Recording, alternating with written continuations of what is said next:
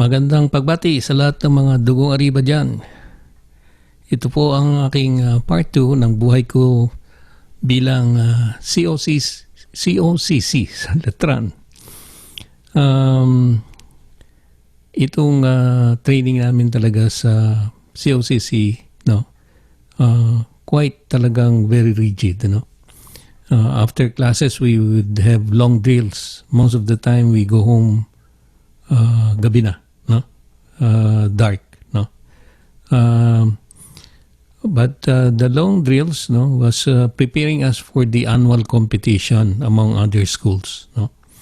And I also have to maintain an above average in my academics for me to continue, no, with my training.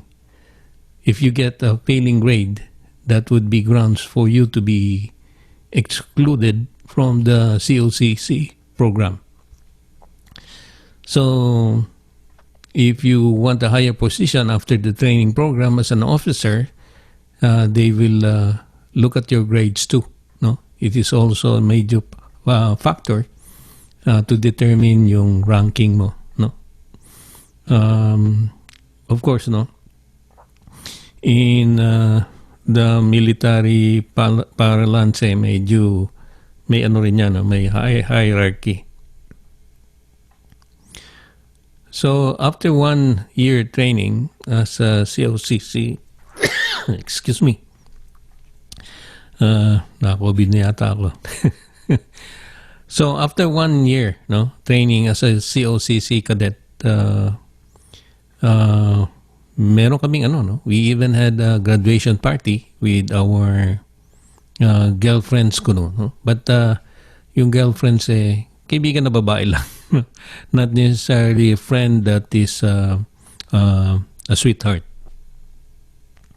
So it was the start of realizing the fruits of our hard, challenging training, no? Para kaming umaani na kumbaga sa kung nagtanim ka. So when we were commissioned officers as a cadet officer as a 4th year student, all of us started with the rank of 2nd lieutenant. And as the time passed by, we were promoted to 1st lieutenant and then a captain, no? Makikita mo ang no? You'll be able to identify, no, yung rank namin because dun sa military uniform namin merong no, shoulder strap, no? And dun sa shoulder strap, dun namin kinakabit yung aming buttons, no? Yung if you are a 1st lieutenant, no, or if you are a 2nd lieutenant, may mga buttons yan, no? So kung ang strap mo, no, shoulder strap mo dito magkabila, may 1 button, ikaw ano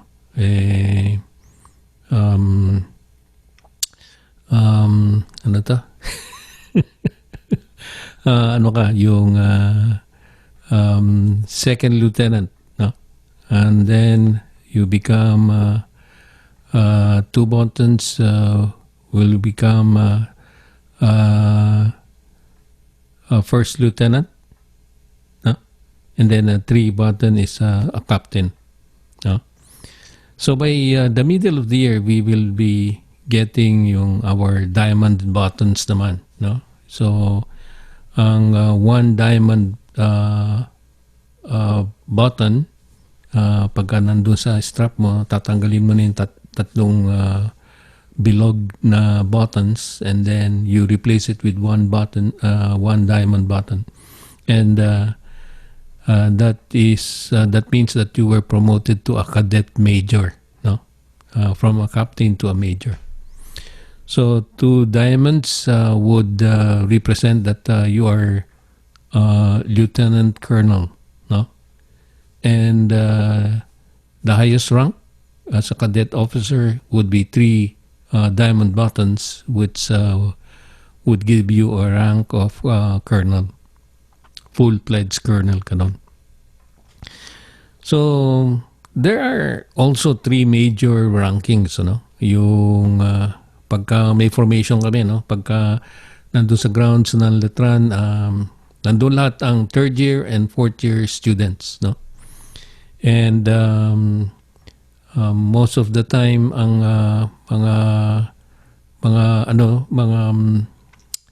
mga kadete, no? They're grouped into platoons, no?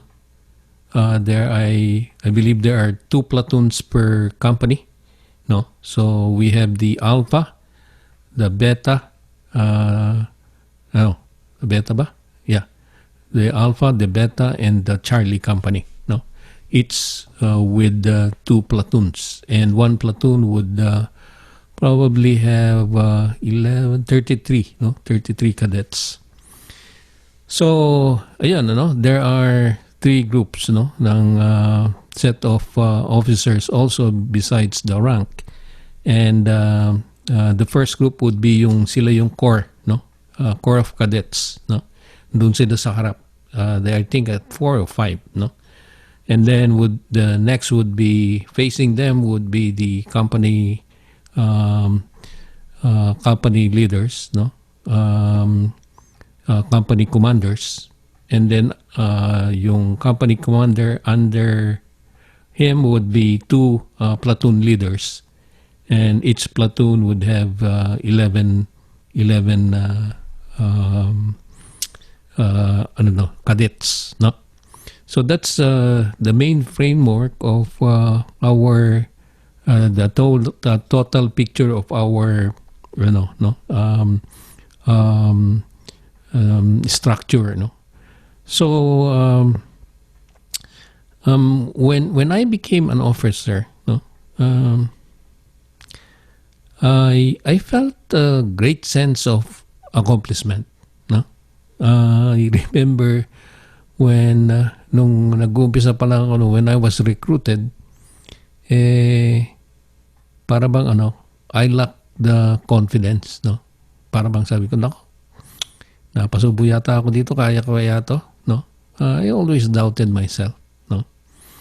And that's because you see, no? You see the itong mga officers na ngayon na nagre-recruit sa amin, they were really tough, no? They were really persevering, no?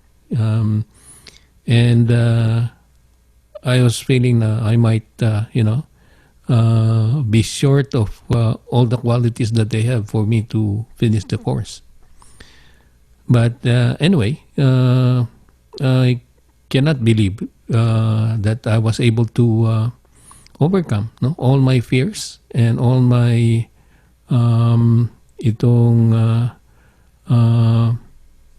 yung hindi ko being confident about myself, no? So after the training, I felt it has changed my outlook in life, no? I realized that whatever goals I set for my life, I will be able to attain, no? Through hard work and determination. Ang dami namin pinagdaanan talaga, no? Na kahirapan, no? But it molded us, no? To become real gentlemen, no? Talagang yung discipline that were instilled, no, in us, malaking bagay, no? And that discipline turned into self-confidence, and self-confidence para bang nung pagka-graduate mo, no, para bang sabi mo, kaya ko pala, no? Kaya ko pala. So I think nung fourth year na kami, no, every day of that year when I was in fourth year high school, I always look forward, no, every day to go to school, no? Kasi para bang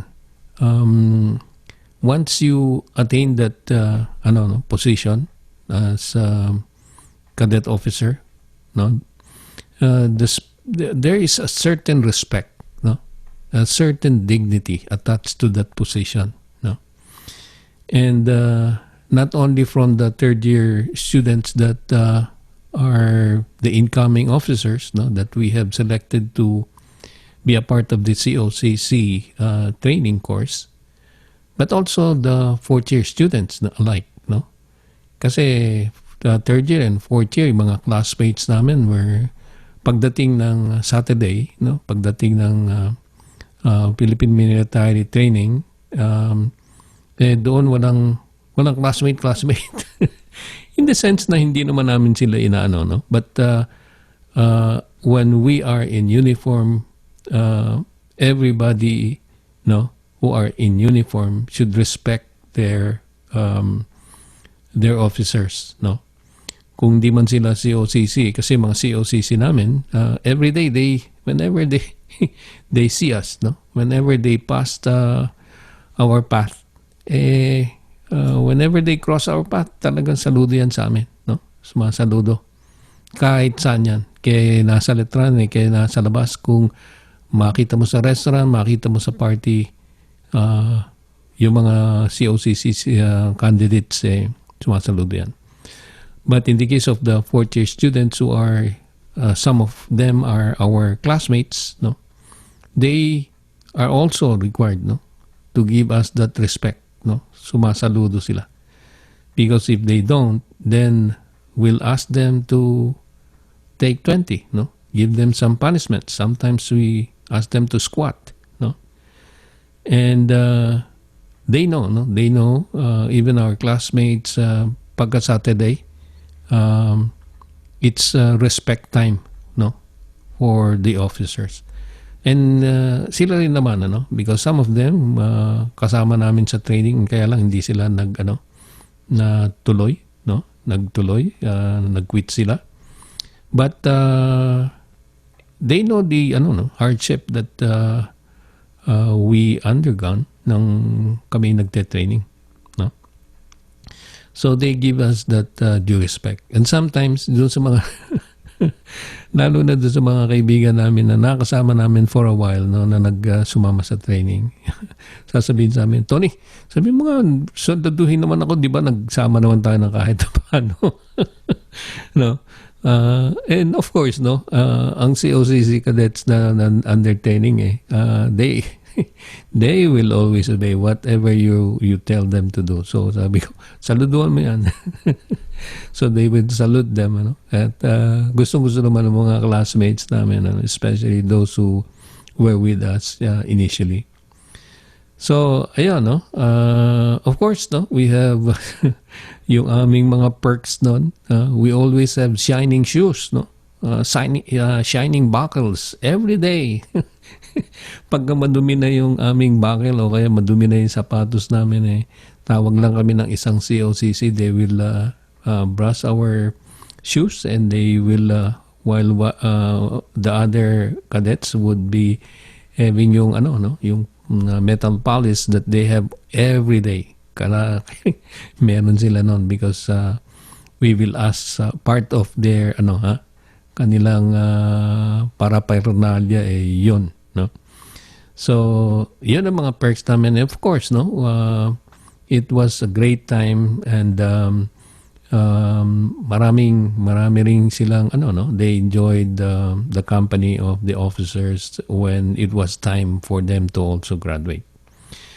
So do sa mga third year students, cadets, it was really a payback time.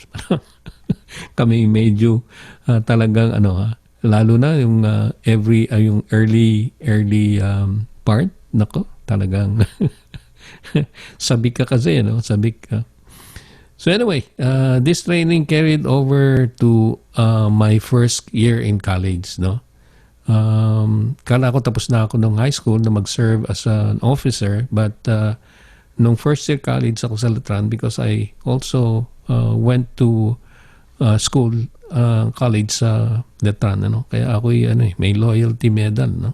From grade 1 to college, no? And so when I was asked during my first year college, I was asked to handle a platoon, no? Kahit na hindi ako nag ROTC cadet training course, because of lack of ROTC officers, they asked me to handle one platoon, no? So naging platoon leader ako despite the of course, no, as a platoon leader bibigyan ka ng rank ko kahit na first lieutenant, no, second lieutenant. But the culmination of which I was awarded a gold medal for leadership for that service that I was able to render, no? So yun, no, that is in brief second part of our COC life in Letran. It was really a happy and memorable high school, no? And it's like you will I can compare it with no, yung parang sabi nga nila, it's like a pearl of yung pearl of great price, no? It's like once you find a pearl of great price, para bang you don't want to lose it, no? You don't want to give it up, no, for anything else. And para bang yun ang feeling ko, no, personally. It was a thing that I really cherish in my high school days, in my high school life in Letran. Arriba, Letran, no? Next up, my college days. Maraming salamat for listening, and I'll see you next time.